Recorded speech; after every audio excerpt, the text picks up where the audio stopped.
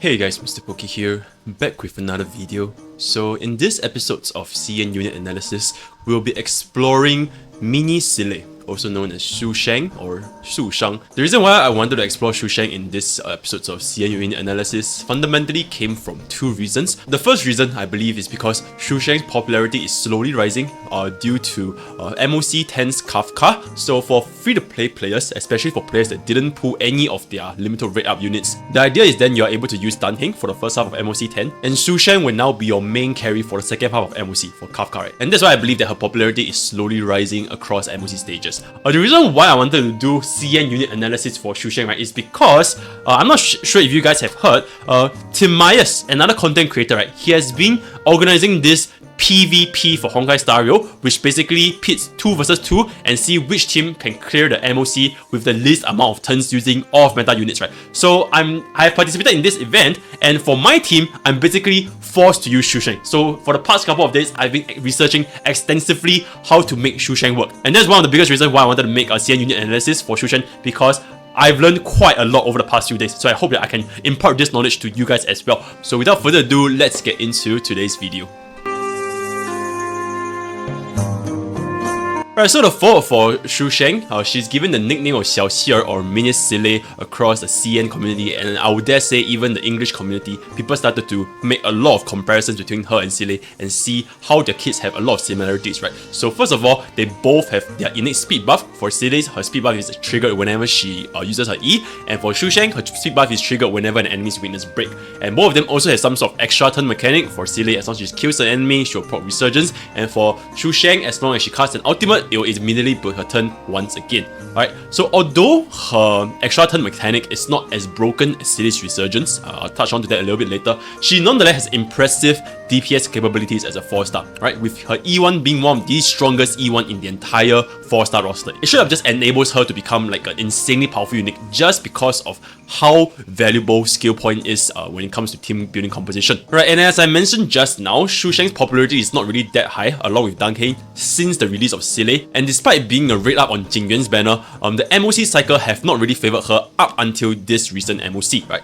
Her usage is slowly rising in MOC 10 by being a mid DPS for Kafka, especially for players without Weld or did not raise Dunheng or simply just use Dunheng for the first half of the stage. So Sushang's usage is definitely slowly rising. Now with that being said, the biggest issue with Sushang is that her kit on paper looks rather confusing because she's the only unit that merges both break effect and damage components such as crit and crit damage, right? And as we know, this kind of contradicts each other because break damage does not scale with crit nor attack nor any of the damage percentage. So this might confuse players as to what is exactly her optimal set, right? If you want to draw a comparison with maybe let's say League of Legends units, some units that scale with both AP and AD such as Jax or Ezreal. Okay, but heads up, I haven't played League for such a long time, but this kind of hybrid scaling units, typically you wouldn't really build hybrid that much. You would just go on either AD or AP path. So same as Sushang, you would ideally just want to focus on one path instead of a hybrid. But League players, correct me if I'm wrong, because back in my days when I played League, people only build AD on Jax and people only build AD on Ezreal, right? Even though they are both hybrid scaling characters. But I digress. Another thing I want to point out is there is a lot of common misconceptions ranging from how bleed damage works, because there has been this saying going around that, oh my god, bleed damage has a cap,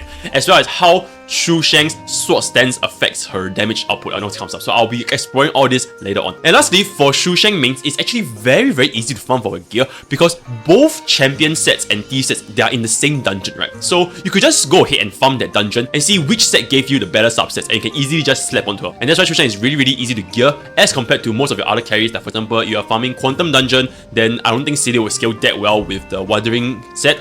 Or if you're farming for Imaginary Dungeon for your Weld, then the Fire DPS set is also not going to be that valuable. Whereas for Sushang, she can make use of both Thief and Champion set. So yeah, really easy to gear. Lastly, just one last point is because of how important Sushang's E1 is, this analysis as well as my personal take will heavily recommend only building Sushang after getting her E1. If you don't have her E1, right, then she's going to be losing out a lot of her damage since they're going to run into skill point issues. And her main benefit of using Sushang is that she's a very skill point friendly unit when you use her against a weakness broken enemy, right? So that is the foreword for Sushang. Right, now let's talk about common misconceptions, and oh boy, there is quite a little bit of common misconceptions around Sushang, and maybe not just Sushang but also the physical bleed in general. So first things first, Sushang's skill will guarantee a sword stance trigger if she breaks the enemy with the skill, right? So it doesn't have to be used on weakness broken enemies to guarantee that sword stance strike. If that hit itself breaks the enemy target, then it will also be guaranteed to trigger a sword stance, right? However, Sushang's E1 skill will not refund a skill point if she break the enemy that hit, right? So for this particular skill point refund, it has to be on weakness broken enemies. Whereas for the previous one, to guarantee a sword stance trigger, it can be used even against the enemy that is not weakness broken yet, as long as the hit breaks the enemy. So that's the first common misconception. Secondly, the additional damage from sword stance is actually not considered an additional attack, right? It is just considered as additional damage. Hence, the Lightcone sword play, the one where you gain additional stacks based on each instance of damage you do, only gains 2 stacks when Sushang uses an E. Even with her ultimate buff, which increases the amount of procs that Sushang's sword stance triggers, she will only gain 2 stacks, right? So despite Sushang's base being on sword play, she's actually the slowest hunt unit to generate the stacks for sword play, right? So that's something to keep in mind. Also, Sushang's sword stance, it does not have any additional toughness bar damage, which is to say, unlike Welt's E or Asta's E, where like the skill can bounce on target and do repeated toughness bar damage, Sushang's sword stance does not do any toughness bar damage. It is strictly just additional damage to the enemy's HP pool, right? So sword stance also does not increase her break efficiency in that sense. Alright, so that's number 2. Number 3, Sushang's ultimate 100% action value push is different from Silei's Resurgence with 2 notable differences, right? Number 1, it is unable to retain any buff duration. So if you look at Silei, right, she can hold Bronya's E buff during both turns, even if Bronya's buff only lasts 1 turn. But for Sushang, if she were to use her ultimate and goes to a turn next and she got a Bronya buff before her, then the Bronya buff will disappear, right? Because this is considered an action advanced push and is different from Silei's Resurgence. So that's that.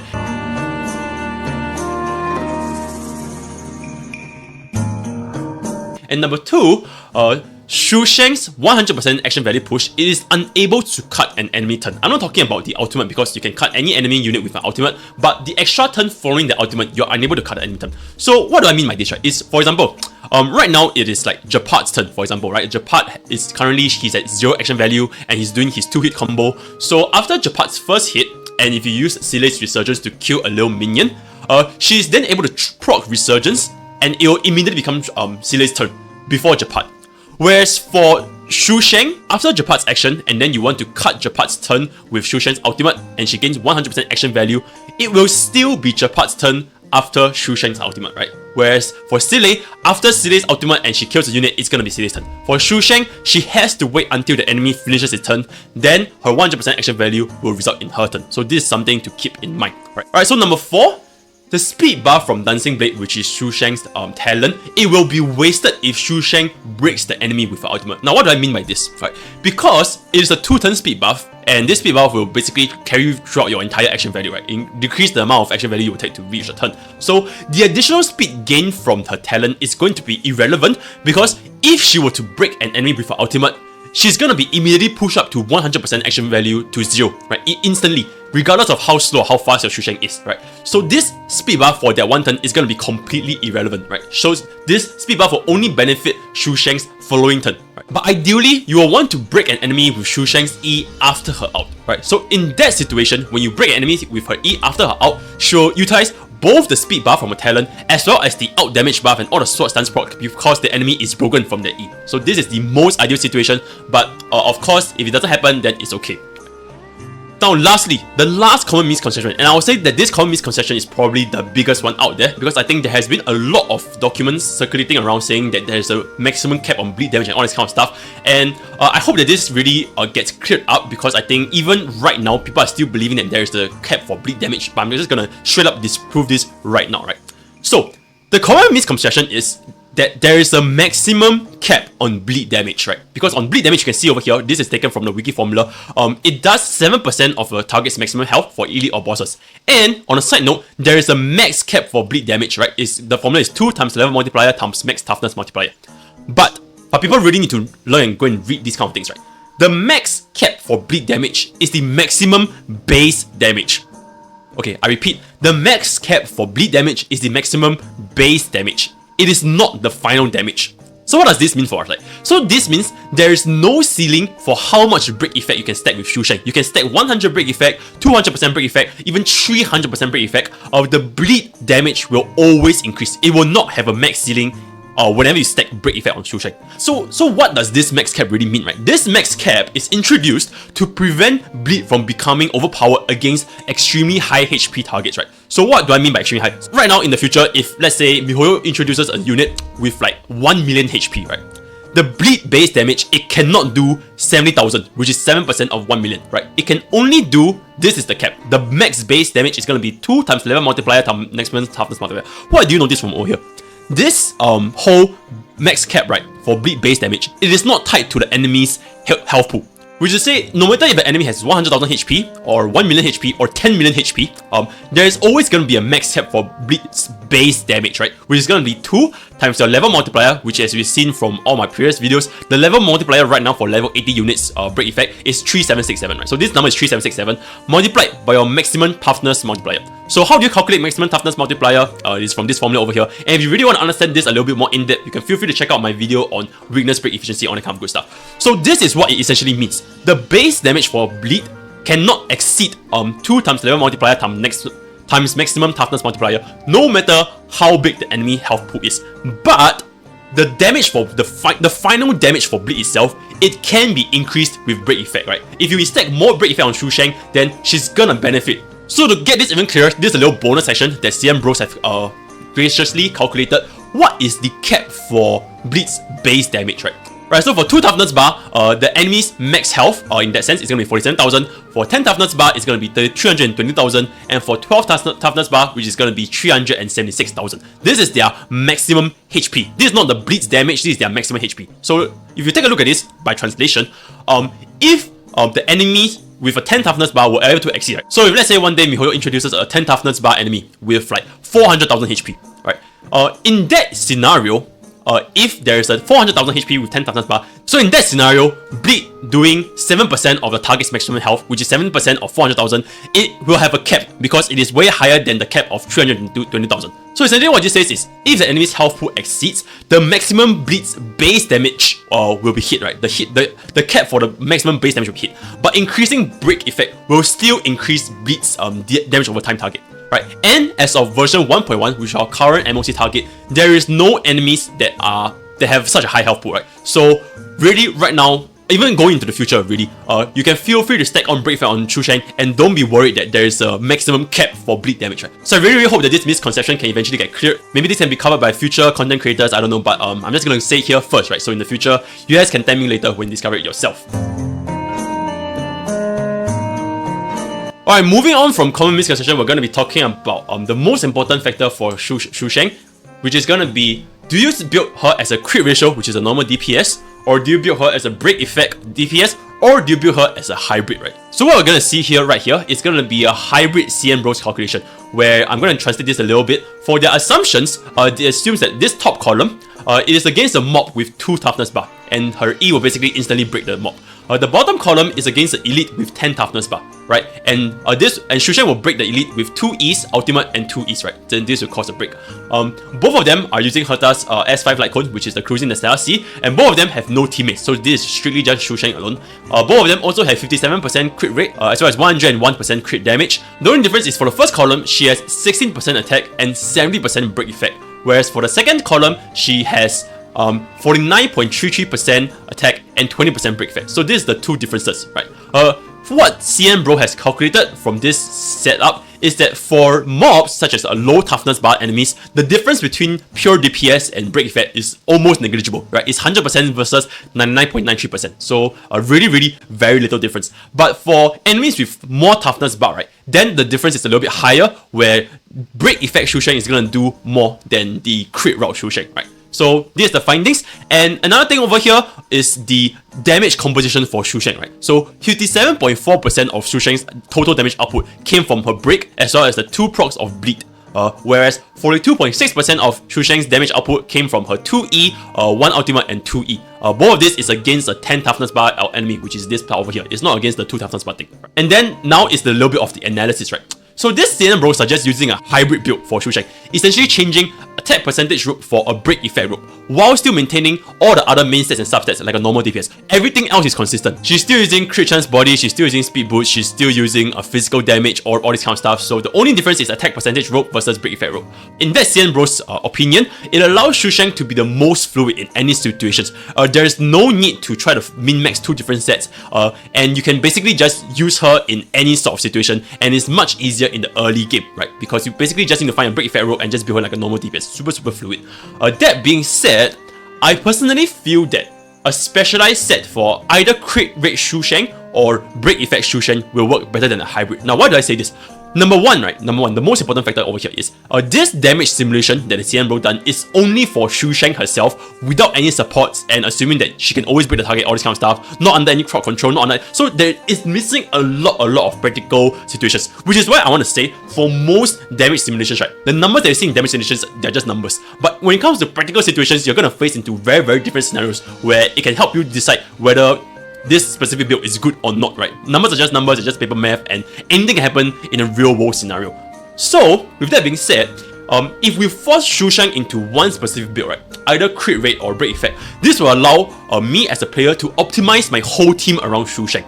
Since both situations were very different team comp and playstyle. For example, if I were to play a crit ratio Sushang, then I would ideally want to pair Sushang with a lot of support such as Bronya, Tingyun to increase her attack percentage, increase her damage percentage, increase her crit damage, and help her scale better. Whereas on the other hand, if I were to be playing break effect Sushang, then I would want to pair her up as a sub DPS because as a break effect Sushang, she doesn't really care for Bronya's attack buff or Tingyun's attack buff or damage percentage buff, since break effect doesn't scale from any of that, right? So with that being said, the way you play Sushang is going to be very different depending on whether you play her as a crit damage build or a break effect build. Now with that being said, both crit ratio and break effect, they are viable for Sushang, right? I'm not saying that one build is better than another. This is one of the only units where I say both builds are definitely viable, having their respective strengths and weaknesses. So what these strengths and weaknesses are, well, it is largely dependent on the enemy as well as Sushang's team comp. As a general guideline, crit ratio is better when the enemies recover from break slower, right? What I mean is, so if an enemy is in the weakness broken state for longer periods of time, such as if you pair Sushang with Welt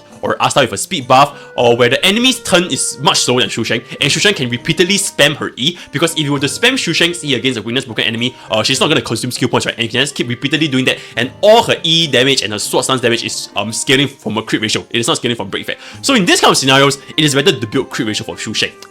Whereas on the other hand, break effect is better only when the enemy is weak to physical, right? If the enemy is weak to physical, she can be a sub DPS while allocating the buffs to the main DPS. So for example, if the enemy is, let's just say for a Kafka for example, right? Against Kafka, Sushang can be an excellent sub DPS because she can help reduce enemies' weakness bar quite efficiently, since she can go to E, out E, that's instantly 7 toughness bar damage done with Sushang alone. With that out of the way, let's explain the different builds. For crit ratio, it is best used with a team that can increase the enemy's broken state duration, like I mentioned earlier, such as Imprison and Speed Debuff team. So one excellent example that I can think of if you want to use crit ratio Sushang is Welt, right?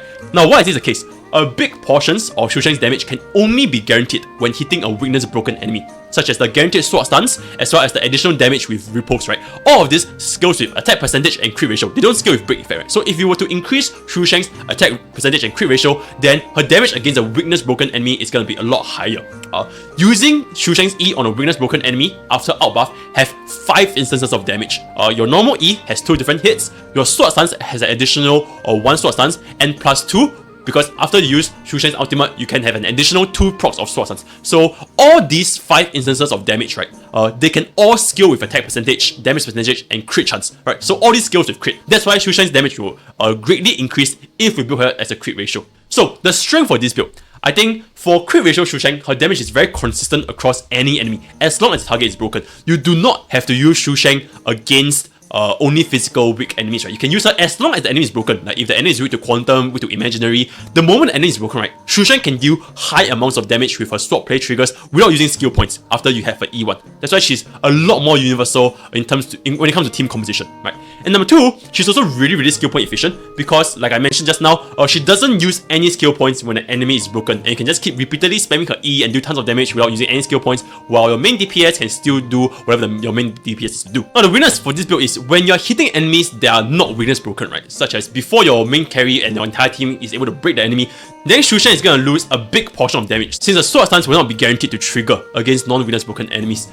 Number 2, it is much harder to gear compared to Break Effect Sushang, because as we all know, hunting for the elusive crit ratio substats on your Relic is a living hell, right? So it's gonna be much harder to gear. Number 3, your DPS with crit ratio Sushang will drop off without proper supports. Now what do I mean by this? Although you can just use Sushang as like a sub DPS, like I mentioned, you can pair it with if Well is your main DPS and Sushang is just your sub DPS, you shouldn't expect her to do like insane amounts of damage, because as a crit ratio or any other main DPS that are running a crit ratio build, right, they will scale better with proper supports. So if you were to use crit ratio Sushang and she can be a main DPS, then her damage will skyrocket, right? Whereas if you want to compare this with, say, Break Effect, if you use support with Break Effect or if you don't use support with Break Effect, Sushang's damage is pretty much just fixed.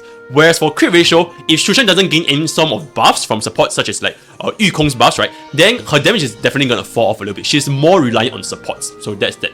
Now, Break Effect Sushang.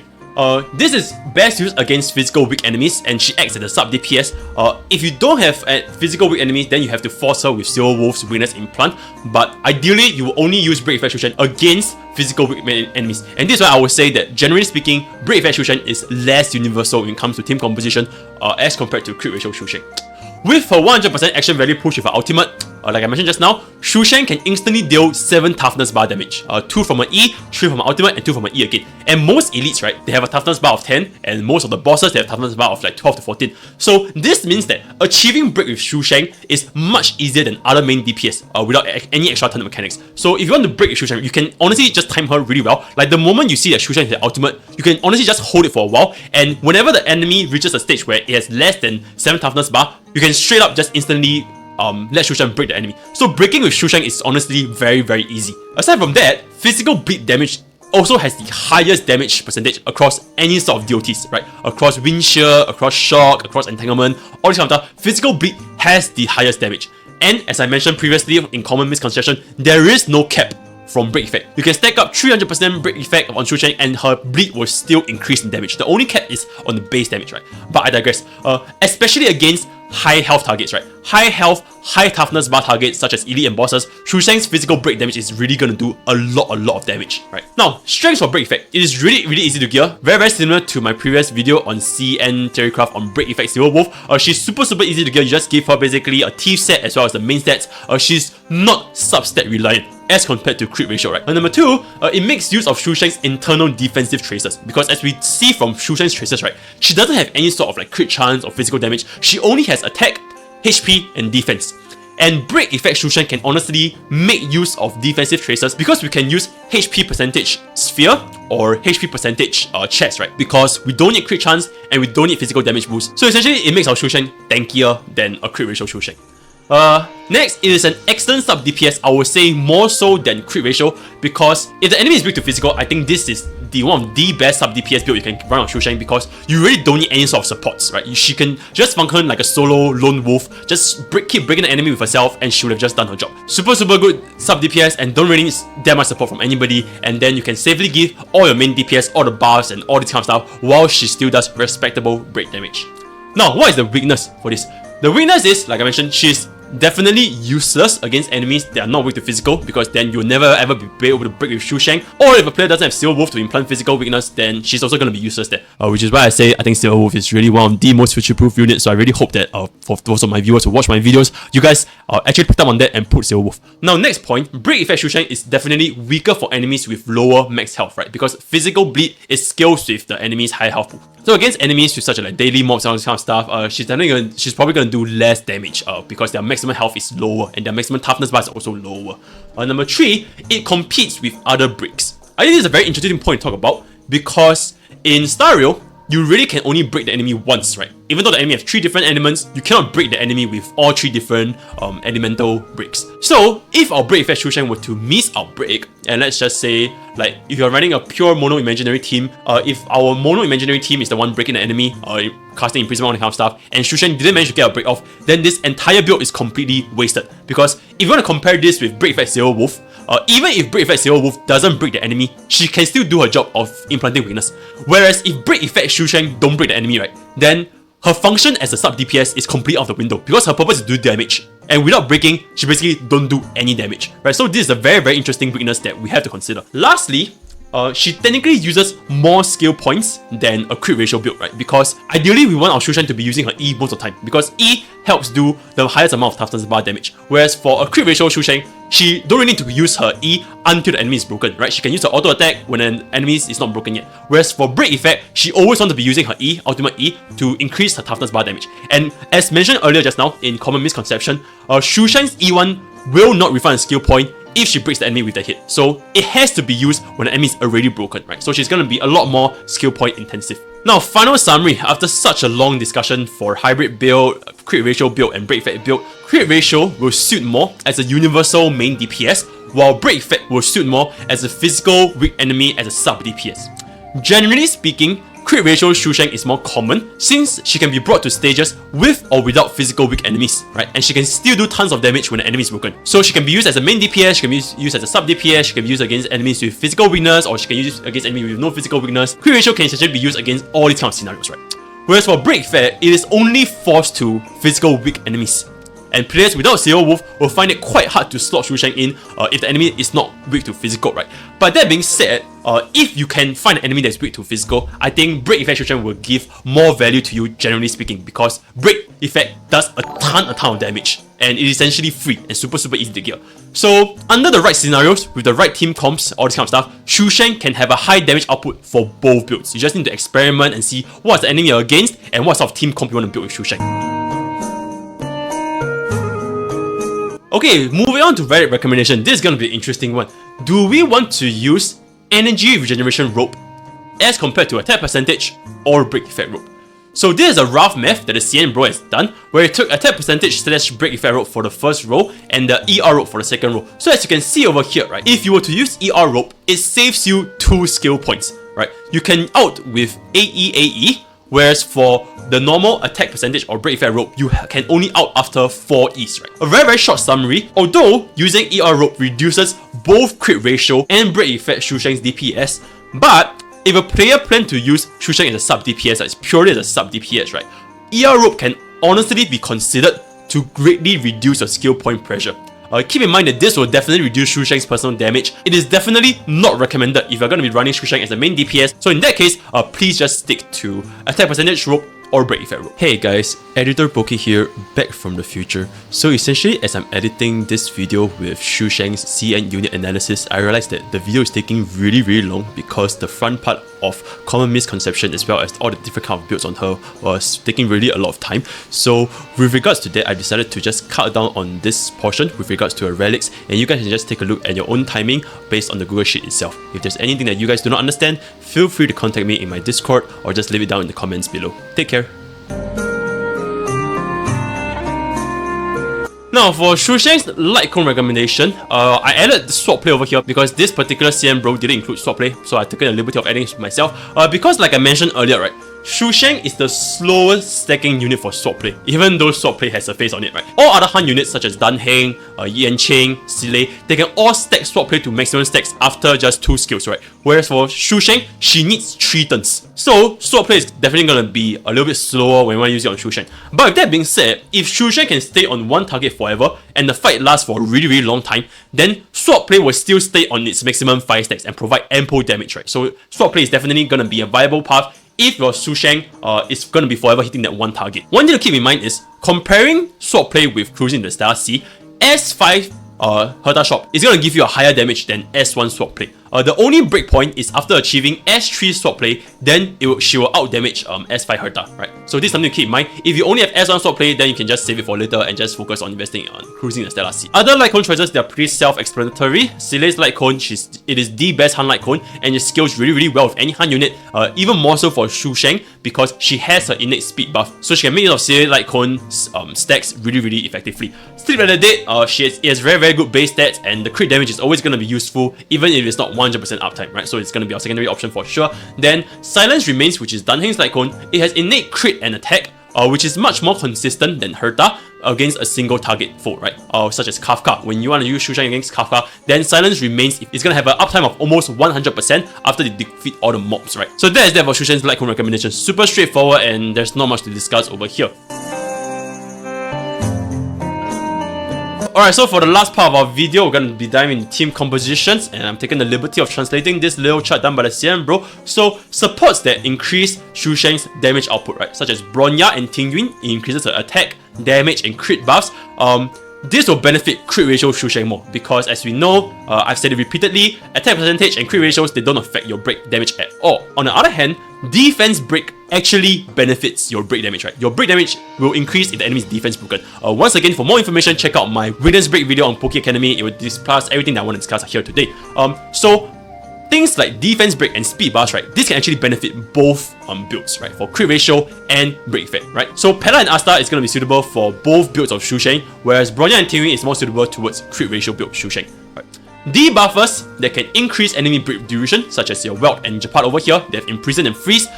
This is gonna be ideal for only crit ratio build, right? Because the longer an enemy stays weakness broken, then the more chance there is for our Sushang to proc her E and trigger tons of sword play, right? Do not use Japat or Welt if you're gonna be using like a break effect Sushang, because the longer the enemy takes to recover from the break, then the longer it takes for Sushang to actually break the enemy, right? You want the enemy to recover as soon as possible so that Sushang can quickly go and stack up her toughness bar reducing things and break once again, right? So ideally, these things you do not want to run with break effect Sushang. Units with high break efficiency, such as Welt, Asta, and Himiko, Welt's E scale and Asta's E scale, they do more than just 2 toughness bar damage. So units that have high break efficiency, this can benefit both crit ratio Sushang as well as break effect Sushang.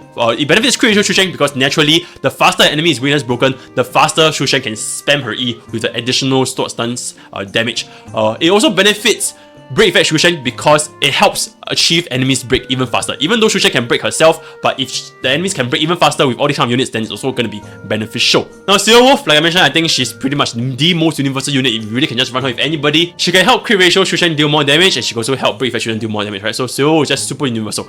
Now, one last unit, it is a future unit that has not been released yet, but so I don't really want to talk about it that much. But Kafka in the future, it can help break effect Sushang a lot. Because what we know from CBT, Kafka's kit, right, it explodes all stacks of DOTs on target, including Bleed. And as we know, Bleed has the highest damage DOT across all elements, right? So Kafka is going to be an excellent choice for future break effect Sushang. So as you can see over here, this is some of the sample teams that I've crafted. So this is going to be a crit ratio Sushang, acting as a sub DPS for Welt and Luocha and Yukong, right? And so that is that. Another possible build is Sushang with Pella and Bronya. This is if you're going to be running Sushang as a main DPS. You can have Bronya buffing Sushang and she can do tons of damage by herself. This is going to be a physical / quantum team. So you can use this team against enemies that don't have physical weakness and have quantum weakness. So Silver can help implant the physical weakness, and Sushang will be able to do tons of damage herself. So that is that. And last combination is definitely going to be our all support team. So Bronya and Tingyun will just hyper focus into main DPS Sushang, and Natasha is just there to help us maintain our survivability. Alright, so that is that for today's video. I think it was a very in-depth analysis, and I hope that you guys can finally understand all the different nuances that you can build for Sushang. There's quite a lot of interesting factors in the kit, and I hope that for players that do not have Welt raised and your Dunheng is also not raised, you can make use of this guide and build your Sushang to your liking and help you clear MOC 10 eventually. Yeah, so with that being said, I've come to the end of today's video, and I'll see you guys next time. Take care.